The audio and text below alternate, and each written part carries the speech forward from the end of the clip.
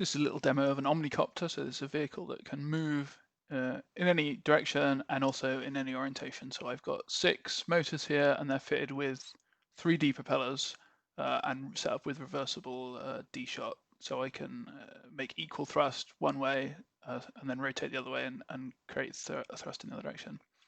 So here it is in the upright orientation. See it flies okay. And it's a bit weird if you're used to watching normal multi-rotors.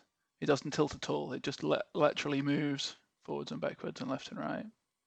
And in fact, it's actually quite sporty because it does have enough thrust to hover in any orientation.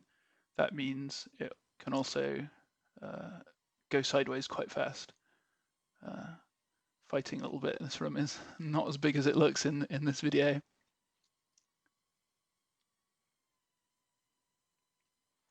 So the target roll and pitch is actually 0 for this whole thing, and we're just moving the thrust vector about by throttling up the motors differently.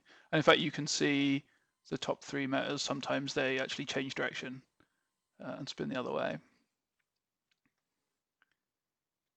So I have a little Lua script so that you can, when you throttle down and reset it manually, that's the new target altitude, so attitude rather. So this is actually now flying upside down. It's a little bit of a mind bender to get your head around which way is forwards now and left and right, but it can do all the same moves in any orientation. Back to the right way up. You can see in some orientations, in fact, the tune is not quite as good. And I think that's just because sometimes the motors are at quite a low throttle, so they keep having to change direction. Whereas in other orientations, they're a little bit nearer a higher throttle and they don't have to change, they can just go up and down.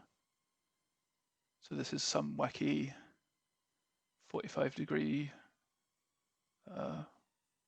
pitch. And in fact, this next orientation is one I couldn't get my head around. I couldn't work out which way was forwards manually. So I gave up on that orientation, so this is another slightly different orientation.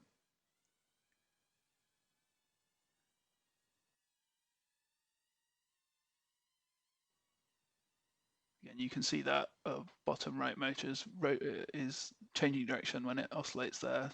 So it just hasn't got the response time when it has to change direction that it has if it's in a bit higher throttle.